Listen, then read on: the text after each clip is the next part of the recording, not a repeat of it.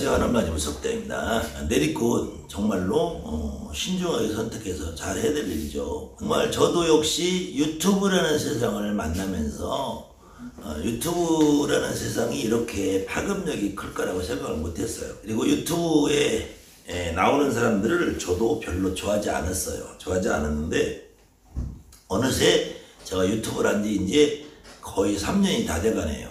한 달 정도만 더 있으면 이제 딱 만 3년이 돼가는 것 같은데, 그거 중에서 저는 너무 엄청난 사연들을 가지신 무당들의 안타까운 사연들을 많이 접해서 그 중에서 가장 안타까웠던 사연들이 많이 있어요. 많이 있는데 그 중에서도 가장 속상했던 것은 분명히 내리꽃을 받았대요. 내리꽃을 받았는데 신엄마가 신당을 안 모셔줬다 하더라고요. 신당을 안 모셔주고, 그럼 내리꽃하고 어디 계셨느냐, 어디에서 있었느냐 하니까 신엄마 신당에 항아리만 하나 모셔놓고, 신엄마 집에 작은 방에다가 항아리만 하나 모셔놓고, 신어머니 집에 그래도 형편이 좋은 사람은 그 방 한 칸을 해서 거기서 기거하면서 숙식을 하면서 항아리만 모셔놓고, 그리고 신당을 안 모시고 짧게는 3개월, 길게는 1년, 더 길게는 3년씩 그 신엄마 집에서 노예살이, 종살이처럼 심한 경우에는 신엄마 대신 점을 봐도 점돈도 신엄마가 꿀꺽 한다더라고요. 그리고 하루 종일 할 일 없으니 뭐해요? 그 방에서 기도하라고 그러는데 기도.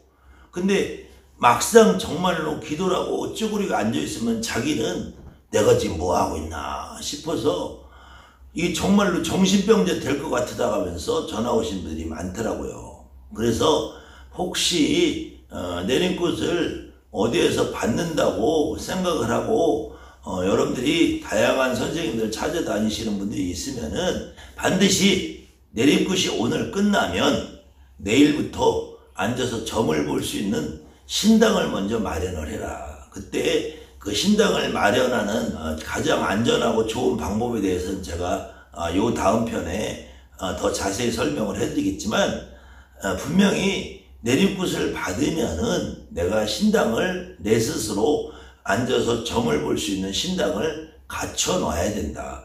그리고 내림꽃이 끝나면은, 오늘 내림꽃이 끝나면은 내일 신령님을 모시든, 내림꽃이 끝나기 하루 전날 신령님을 모셔놓고 거기에는 글문으로 하든 탱화를 하든 종합탱화를 하든 쪽탱화를 하든 이북식 탱화를 하든 이남식 탱화를 하든 아니면 비싼 걸로 하든 싼 걸로 하든, 거기다 산신할아버지 모시든 대신할머니, 불살머니, 장본인 모시든, 거기다 부처님을 3분 모시든 1분 모시든 지장보살을 모시든 그거는 아무런 영향을 주지 않는다는 거예요. 다만 여러분이나 나나 이제는 눈으로 보는 것이 많은 세상이 돼버렸어요. 많은 세상이 돼버려서 그 다음에 유튜브라는 시장에서 너무 화려하고 웅장한 신당들을 많이 소개를 해놨기 때문에 여러분들에게 앞으로 찾아올 손님, 지금 현재 여러분들에게 찾아오는 손님들도 신당이 어느 정도 평균화된 모습은 좀 갖춰져 있어야지 손님들이 볼 때, 다가와서 볼 때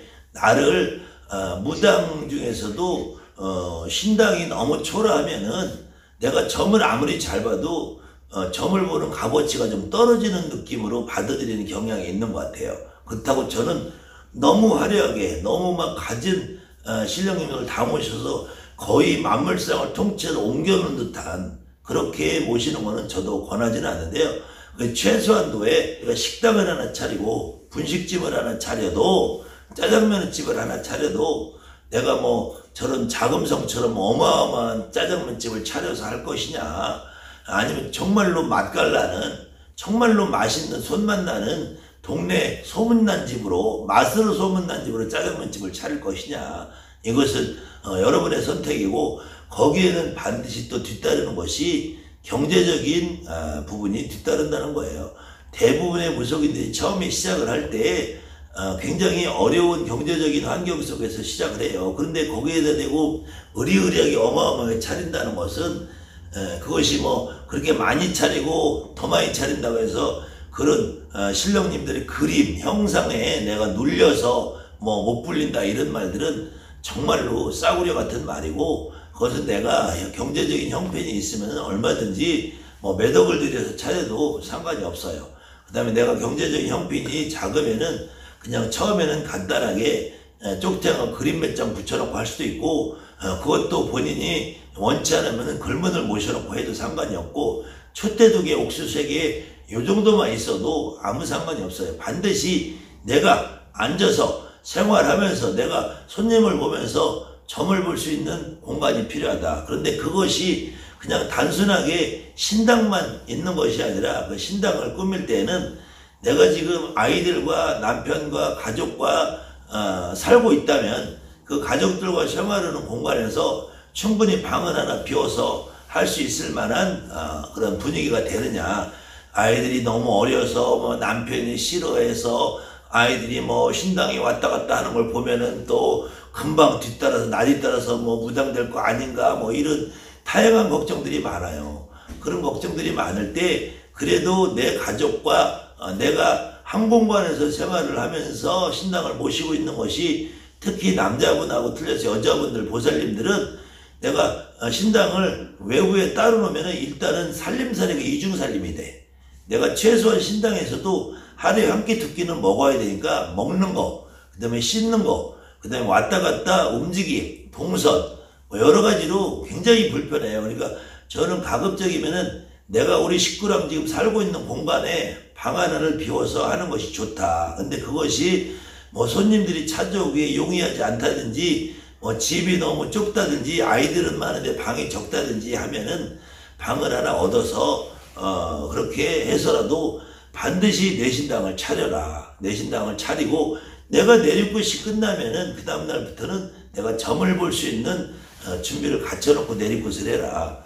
근데 간혹 선생님들이 보면은 그런 여건이 준비가 하나도 안 돼 있어. 안 돼 있는데 너는 이번 달에 안 하면, 다음 달에 하면, 이번 주에 안 하면, 내일 모레까지 안 하면 너 새끼 주고 마누라 주고 남편 주고 이렇게 겁을 주는 경우가 있어요. 그러면 나는 아무것도 준비가 안 돼 있는 상태에서 신당을 마련할 경제적인 부분이나 공간이나 계획도 안 서 있는 상태에서 느닷없이 내리굿을 받아요. 내리굿을 받고 오갈 데 없으니까 할 수 없이 신혼마집에 뭐 모셔놓고 거기서 기거를 하는 건 아니더라도 거기에 출퇴근을 한다든지, 아니면 심한 경우는 산에 100일기도 들여보낸다든지, 아니면 집에다가 그냥 항아리만 모셔놓고 거기서 참 주야장창 기도를 하라고 시키는 신혼마들이 많아요.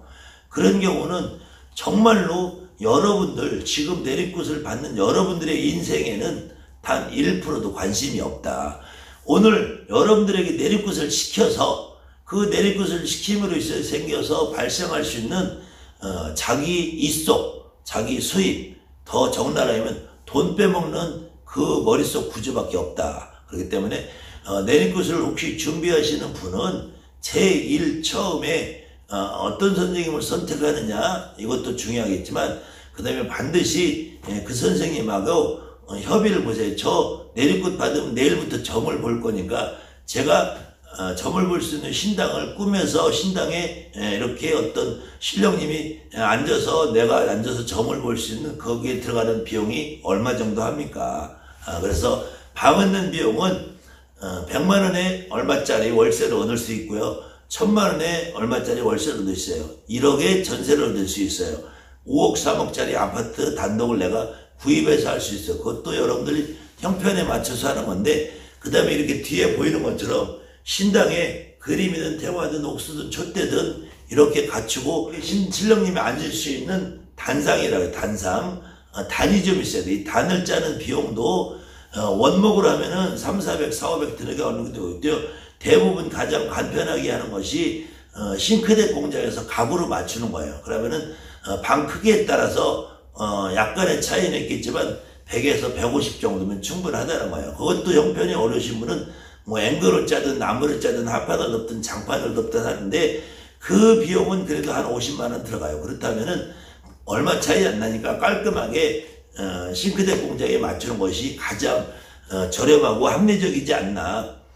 그렇게 해서 여기 옥수그릇, 촛대, 뭐 향로 뭐 이런 것들 갖추는데 한 50만 원 정도 들어가더라고. 제가 시켜보면은. 그 다음에는 쪽탱화로 했을 때도 쪽탱화에 한 장이냐 두 장이냐 쪽장의 장당의 가격에 따라 좀 틀린데 그것도 한 50만 원 정도 들어가더라고요. 30에서 50 들어가요.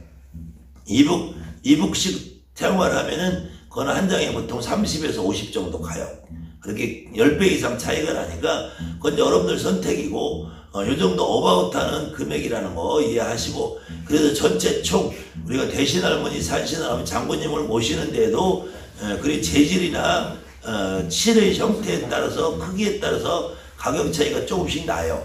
또 부처님을 모셔도 개금을 어떻게 했느냐에 따라서 가격 차이도 많이 나고, 지금 꽃이 바뀌었죠. 꽃이 바뀌었죠.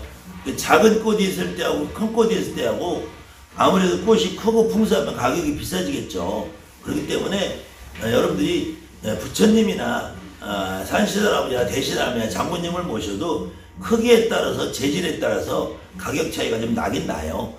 물론 부처님은 뭐 정말로 금도금을 하면 한 분당 300에서 500 들어가는 경우도 있지만 뭐 굳이 그렇게 필요 없을 것 같고, 보통 페인트 칠해서 모시는 분들이 여러분들 만물상이나 뭐 금방 알아요. 6개월면 알고 1년이면 알아요.